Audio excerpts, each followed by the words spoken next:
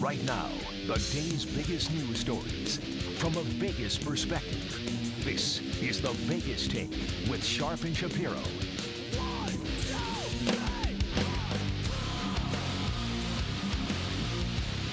All right, welcome back. It is the Vegas Take, Sharp and Shapiro. So glad you could join us live on a Thursday. I know it's been a rough few weeks for many, a rough few months, actually. And I got to tell you, it is an honor and a pleasure. Even though I haven't always agreed with his politics, I cannot tell you, Mr. President Donald Trump, what an honor it is to have you on our show. Mr. President, thank you so much for being here. How are you? Well, I'm fantastic, and you're right. It's truly an honor for you to have me on your show. And your ratings are going to go through the roof. Through the roof. I have to get ready. Big things are going to happen because I was on your show. Well, we appreciate that, Mr. President. I guess your name. I like your name, Sharp and Shapiro. It's like a Jewish law firm. I like that. Well, Mr. President, some people might find that anti-Semitic. No, not at all. Not at all. And I have to tell you something. Easter is coming up this weekend, and a lot of people don't know this. But Jesus was Jewish. Did you know that? That? How many Jewish carpenters do you know? Probably zero. But I knew that, and I'm letting you know. No one talks about that. It's really incredible. That's very true, Mr. President. So the first question I have to ask you, a very serious one. I heard you got the coronavirus test yourself. I know you talk about that. Tell me a little bit about that experience. You tested negative, correct? Well, yes, my test was negative, as everyone knows. And, in fact, it was so negative that the doctors, they said they never saw a negative number so low. They said it was beautifully negative. They were very impressed. It was perfect. It was perfectly negative, tremendously negative. They've actually never seen a corona test this negative before. And my doctor, Dr. Fauci, my little paisano, he said it was the best and greatest negative score of anyone who's ever taken the corona test. You know, other people have taken the test, but they're nowhere close to my negative score on the negativity spectrum, from what I've been told. And that's not me saying that. That's the doctors, the tremendous doctors who are doing this. They also told me this is going right into the textbooks, My score, can you believe this? Wow. Well, Mr. President. Into the textbooks because of the negative of it. And they said my test was so negative it broke out and was beating up some of the other tests. Is that incredible? Wow. That's really negative. If you're just joining us, the President of the United States, Donald Trump, an honor. Mr. President, I don't want to get personal with you, but I heard a rumor that you don't sleep in the same bed as the First Lady, Melania. Is that because of the coronavirus, or is it you two just aren't getting along? This is true. I have no problem with talking about this because, I've invented and created so many things, so many phrases, so many words. But Melania literally invented social distancing a number of years ago. And you probably saw the videos of her smacking my hands. That's when she was developing the whole social distancing thing. So she's really quite the innovator. What an incredible woman. She's so amazing, so beautiful. You know, Lincoln's wife, Mary Todd, was maybe a 3. But Melania, on a scale of 1 to 10, is like a 12. Isn't she gorgeous? Really incredible. I don't even know what Lincoln's wife looks like, Mr. President. Not an attractive woman. Mary Todd, stout. I think the word was stout. I'm not into stout women. That's never been my thing. Fair enough. Well, Mr. President, there are some women out there that think, you've bragged about sexual assault in the past. Some women out there would say that you don't treat women with respect. You went after Ted Cruz's wife, Megyn Kelly. She's bleeding out of wherever. What would you say, Mr. President, to the people out there that think you're a womanizer and you don't respect women? Well, let me just say this. Who was the first builder in New York to hire a female construction, a GC on one of their single biggest projects? The person who helped oversee the entire construction of Trump Tower on Fifth Avenue was a woman. I love women. I must love them. I married 3 of them. You know what I'm saying? True. And That's true. Who's the number one person in my life other than Melania, my daughter Ivanka? She's a woman too. You know what I mean? So I think I've been very, very good to women. I've employed so many women, I have to tell you. So I don't believe any of that stuff that people have said about me. And I don't believe it, neither should you. Well, you did say if Ivanka wasn't your daughter, you would date her. Did you not, Mr. President? A lot of people thought that was inappropriate. That multiple times. What's wrong with that? Well, it's a little strange. I mean, you're the father of Ivanka Trump. I think, to say that you would date your daughter. She's so tremendous. She's so incredible that if I wasn't her father, I'd be dating her. I mean, that's not like anything strange. I mean, that's most fathers would probably say that. This means I just think she's so impressive, isn't she? Number one, she's a knockout. She's incredibly smart, and she reminds me of me. So I guess what I'm saying is I would date myself. Fair enough. I would too. We're joined by the President of the United States, Donald Trump. Mr. President, I have to ask you this, and I hope it's not too critical, but you do attack reporters a lot. Jim Acosta, you call CNN fake news. Some people think fake news. Well, during these difficult times, some people think that might be a little bit inappropriate, the way you treat reporters. Like, what is your problem with Jim Acosta and CNN? Well, listen. Jim and I like to go at it. That's all it is. We like to go at it. And sometimes he's a pain in my butt, and sometimes he isn't. You know what I mean? Listen, I'm from New York. We like to put things on the table in New York. Some days I can't stand the guy. It's like being married. Some days you love your wife, right? And other days you want to fake your death. That's all it is. That's all it is. Mr. President, I'm actually a big supporter of you, and I was really impressed with. Yeah, absolutely, I was really impressed. Exactly, I was really impressed with the economy. That you were able to kind of put together the last 3.5 years until this COVID thing hit. How soon can we expect the economy to kind of explode with a big bang after things open back up, Mr. President? Well, I have to tell you, I think as soon as this is over, as soon as we're clear, things are going to take off. There's going to be a lot of pent-up demand. After, I've been saying Easter, obviously Easter is this weekend, and, it's going to be great. Listen, spring is always a time of renewal and rebirth. So after this, we've gotten to spend time with our families, not me specifically, but a lot of other people. They spend time with their families and their kids, and they've pretty much had it. They've had it with being in the house and their children and their wives and their husbands. Things are going to explode. People are going to be running out the front doors to spend money. Believe me, I know. Mr. President, last question for you. I want you to speak now to the good people of Las Vegas. Of course, you have the Trump Tower right here in Las Vegas. Hotel in all of Las Vegas. You know what I always say? If it's not a Trump hotel, it's a dump hotel. Other than Sheldon's and Steve's. All the other ones, really, they're horrible places. And by the way, I want to invite you to the Trump Hotel after this whole Kung Flu is over from Wangchung, China. But after it's all over, come to the Trump Hotel Tower in Las Vegas and jump in the pool, because we have the greatest pool in all of Las Vegas. The water is so much wetter than any of the other pools. It's probably the best water in all Las Vegas. Mr. President, do you think that the Kung Flu is possibly a biological weapon created by China to kind of destabilize our economy?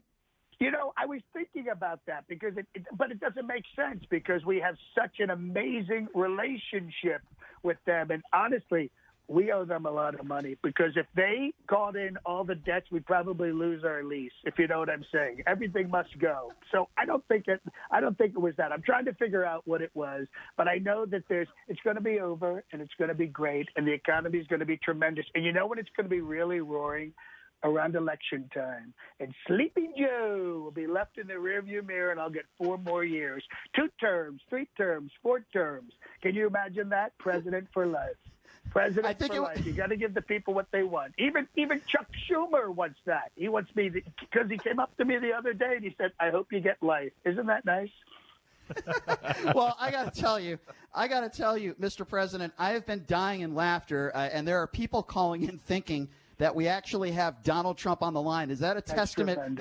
That is a testament to you, sir, because the guy that is on the other line, believe it or not, is not Donald Trump. His name is John Di Domenico. He is probably the world's best Donald Trump impersonator. And John, I have got to hand it to you. I've been watching your work for a long time. How much money do you think this impersonation of Donald Trump has actually made you over the course of the last several years? Oh, I've been doing him since 2004, so I wouldn't know where to start. I mean, you've been doing this for a long time, though. People need to know this about you. You've done Austin Powers, Dr. Evil. You do Sean Connery. Austin Powers, baby, yeah. You've done Sean Connery, Wayne's World. Yeah. All right, excellent. Hi, I'm Wayne Campbell from Aurora, Illinois. Swing! You've done The Godfather as well, correct? That's right. Yeah, the for those of you who remember Marlon Brando, absolutely. It's such a great character. They killed my son. So I have to say, Chris Matthews just resigned from MSNBC. I know you do a Chris Matthews as well. Sharp and Shapiro out in Las Vegas. Those guys, I don't even know what they're talking about half the time here on Hardball. We'll be right back. I call it wiffle ball, actually. God, I mean, the list goes on and on here. I hate to put you, but this is unbelievable. Dr. Phil, you also do a Dr. Phil. Is that correct? Hey, I have to tell you something. I was Dr. Phil just yesterday. And by the way, guys, today is going to be a changing day in your life. And listen, I know that you do partisan politics, but it doesn't matter how flat you make a pancake, it's got two sides. Oh, my God. That is unbelievable. So I grew up listening to and watching Jay Leno on the big screen. I know you're a Jay Leno fan. You can do Jay as well. Yeah, hey, guys, how you doing? So great to be on your show. I'm at Las Vegas a lot. I love that place. It doesn't matter where you're from. Las Vegas is the complete opposite. God, I'm losing my mind here. This is, like, unbelievable. Larry King was always somebody that I looked up to. This is so great to have Shop and Shapiro on the show for the full hour. But first, Garlic, it's unique. 657 heart attacks. Garlic. I couldn't have done it without Garlic. By the way, I passed away 2 weeks ago, so next week, no show. Oh, my God. I mean, I can go on and on here. Howie Mandel. He's a good one, too. You do a Howie Mandel, don't you? Yeah, I do. He's more of a visual. He's actually that's a tough voice. That's a really tough voice because it's always like, deal or no deal. My favorite for years and years when I was a kid, I loved to do Lieutenant Columbo. Folks, I hate to bother you. Just one more thing, sir, because it was such a great character. It was Peter Falk doing Humphrey Bogart, which I thought was brilliant. So I have to ask you, when did you start doing impersonate? Like, how old were you when you knew that you had a talent and an ability to do this like almost nobody else can do? Well, I was 5 years old. I grew up in Ambler, Pennsylvania, which is right outside of Philadelphia. And if you went to where I lived in Ambler, it looked like a row home neighborhood. And my neighbors would sit out on the steps or the stoops, depending on how you would phrase it. And I was just a precocious 5-year-old kid with a really bad speech impediment. But I found when I did Ed Sullivan and Groucho Marx and all of these different characters that the speech impediment went away. And so I got a lot of affirmation from the adults watching this precocious 5-year-old kid. And then I went into school, kindergarten, first grade. And in first grade, they tested me. And then I did speech therapy for 8 years. So 2 times a week for 8 years, I did speech therapy. And in that time with the speech pathologist, they were obviously correcting my speech impediment. But the cool thing was, what they didn't realize was they were giving me a fundamental understanding of vocal production and how to manipulate my voice. So That's how I've always loved to do impressions and voices. But then I learned the mechanics through speech therapy. And it's not just that, John, right? Because not only do you have to be spot on with your impersonations, but you also have to be funny. You have to be a stand-up comedian, right. And you're able to do both so well. I mean, that is so hard to do. Yeah, I did. I wanted to be. I'm one of these people who just wants to be everything. I wanted to be a stand-up comedian. I wanted to be an actor. I wanted to do improv, and I have. I've done pretty much everything. I did stand-up in the mid-'90s, like 94, 95, 96, 97. And the reason I got out of it was it's such a brutal lifestyle. I mean, being on. I have friends who are stand-ups to this day, and I just am so impressed that they can go out on the road and do what they do, because it's a really lonely existence for the most part, Yeah. But that period of time helped me a great deal to be a much better writer. And then I was in New York, and I was in an improv company, and that really helped with to become a better improv person. And then I did Tony and Tina's Wedding in 1989 to 1990 in New York and Philadelphia, and that really helped me too. So when you put all those pieces together and then you adopt a character like Trump or Austin Powers or Larry King, and you're able to flow with it, it's just kind of, for me, as a performer and as an actor, I want to deliver not just an impression. I want to deliver the person to you, whoever I'm doing. And that's why I do full makeup and wigs. And, obviously the radio audience can see that. But if they see any of my characters, I really go the extra mile. I'm like an extreme impersonator. Sure. No, we know that. And listen, obviously you have a knack for this and you have a true ability. But with that being said, I don't think people realize how much time and effort and work you put into all these characters, how you analyze their voices. I mean, talk to me a little bit about that process. Well, here's, what I try to do because of the speech pathology is I try to approach every voice scientifically. So, and Trump's a good example, and so is Leonard. But here's kind of the perfect thing. So when I'm sitting down to figure out Trump, now obviously I'm from the Northeast United States, so I have that nasality, which a lot of people don't have if they're from somewhere else. So that's kind of like a great thing. He's in my genetic range. But when I was trying to break down his voice, I was thinking who sounds like Trump? Like nobody really sounds like him. It's kind of a unique way of speaking. And then I thought, well, who else is from Queens? What other actor? Like, who do I know from Queens? And, well, then you think about the fact that it's Christopher Walken, and Walken has that whole, stiletto. Mike, wow, Shapiro, right. And if you listen to the way he speaks and you move that over to Trump, then you get the staccato portion of the Trump voice. Oh, God, I love it. All right, I got one for you. So I know you do Crocodile Hunter. Can you do Crocodile Hunter complaining about the new Tiger King show, maybe taking a little bit of your thunder away? Well, crikey, I got to tell you. Here's the whole thing. I want to just say this about Aussie voices in general. If you listen to any Aussie actor who does an American voice, when they do an American voice, it's kind of high like this. But when you hear them offset, like Russell Crowe or Guy Pearce, they all talk like this. They've all got these really deep Aussie voices, really chesty like that, which I find fascinating. A lot of these Aussie guys, Hugh Jackman, it's always these chesty Australian guys like that. So, crikey, who's this Tiger King? He's ripping me off. I was way ahead of him. Oh, that is unbelievable. All right, here you go. So now that we have you, who arguably is the best Donald Trump impersonator in the world, and we have so much respect for you. And if not the best impersonator in general. Unbelievable. So I got to ask you this: we're going to have to use this as a promo for years and years to come. 100%. Can you do this for us? We're live on the air, but can you do this for us now and be like the top-rated show in Las Vegas? Hi, I'm Donald Trump, the President of the United States. Top-rated show in Las Vegas. I listen to Sharp and Shapiro. Do you think we can get that from you? Absolutely. You ready? Are we recording? Yep. Oh, okay, here we go. Hello, everyone. This is President Trump, the greatest president in the history of presidents. And the only show I listen to is the top-rated show, Sharp and Shapiro. They are the best. Believe me. I love it. We're going to play that every day.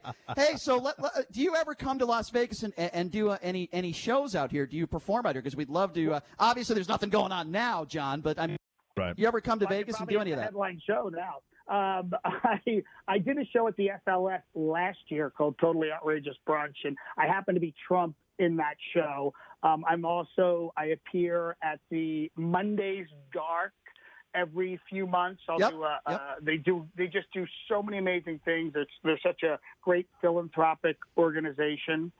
They also have a cool hat right now that you can go onto mondaysdark.com. You can buy an U COVID hat, and all the proceeds from that hat benefit Las Vegas performers who are obviously no one's working because no one's performing. It doesn't matter if you're a comedian or an actor or a dancer or a singer. Everybody's at the lighting guys. This benefits everybody. It's not just, performers, anybody in the show business. And then Neil Portnoy, I'm sure you know Neil Portnoy because of his amazing artwork. He's been taking his caricatures of all the Las Vegas performers, and if you buy a mug, that portion of that goes to that performer. So you can go to Portnoy.com and find me as President Trump, buy the mug, and I get a little bit of money. Only $2.2 trillion. That's it. Have you ever been in a situation where some people actually thought you were the real Donald Trump in the last 3 years? Happened. In fact, it's happened over the years. It's harder now because you have to have, when it happens now, it's usually when they're doing a story on me and I'm in New York City or someplace where there's people can get to me. But we were in Central Park. I was with Tom Shalhoub, who you might know from Fox News, and we were taking a carriage ride, and Tom was interviewing me, and people were screaming because we had a camera crew and a sound man and a producer, and people were running up. They're like, Mr. President Trump, President Trump, President Trump. And then they get closer and they realize, I'm not 6'3", so they're like, oh, that's not him. The greatest thing I remember was I was doing an interview for BBC in New York, and I got out of the car. This was the winter months after the election, so this was before the inaugural. But I got out of the limousine to do interviews in a building for the BBC in New York, and I had the blue trench coat on and the whole thing. I was in full makeup, and these guys were building a building next door. These guys are 20, 30, and all you could hear is, Donnie, we love you, Donnie. Oh, that's it was great. Really, I love that stuff. It's such a great thing. But what is that? If they get too close, that moment of disappointment sets in. Which is that is so funny. So, for somebody like me, I grew up listening to Howard Stern, right? He's an idol of mine, and he's talking about you on his show, and you have all these national shows and these national networks. You have national fame because of your talents and abilities, and you deserve it. But what is it like for you to have guys like Howard Stern talking about you and just cracking up and just, basically what you do and what you do best? What is that like for you personally? It is overwhelming and surreal at the same time to have listened to Stern because my brother used to live on Long Island, so I was hearing Stern in the 80s, and to have him laughing at my material, that he thinks that I'm funny enough to be on his show is unbelievable. And, I've made 50 appearances on Conan, and early on back in 2015 when they had first hired me, I used to do live call-in, so I would be on the phone with Conan. And he would say, your Trump is uncanny. And I would say, your Conan is fantastic. So I know you've performed in front of thousands of people. Yeah. But let's just say, I don't know if you know this. I performed at the European Parliament in Brussels as Trump, and that was a very large crowd. Oh, you must have killed there. But we only have a couple more minutes here, but my question to you is, let's just say I wanted to hire you for a birthday party or something, and, I don't know, whatever the case may be, 20 or 30 people, what would that run me? How much would it cost for you to get you in a Donald Trump outfit, being Donald Trump for an hour? What does that cost somebody?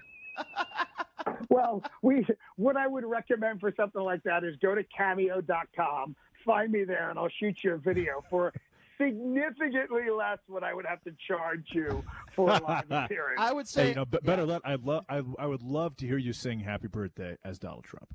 Oh, absolutely! Listen. No one sings "Happy Birthday" like me. I practically invented this song. And by the way, many people have said after I sing them "Happy Birthday," their lives change. And that's not me saying that. That's them.